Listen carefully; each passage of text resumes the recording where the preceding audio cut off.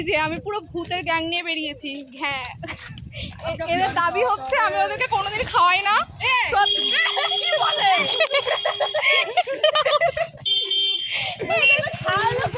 বলছে না না আমি প্রত্যেকবার নিয়ে আসি, তারপরে কারোর সাথে দেখা হয়, সে পে করে।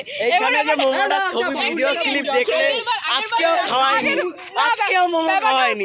এটা তো আমার কি দোষ আপনারা বলবেন? আমি আসি খাওয়াবো বলে, আমি তো এমন নয় যে টাকা দেবো না বলে নিয়ে আসি। দেখুন টাকা, এটা প্রমাণ। এটা হচ্ছে আমার হাতে। টাকাটা দিয়ে দাও। তারা বলতেছে তারপরেও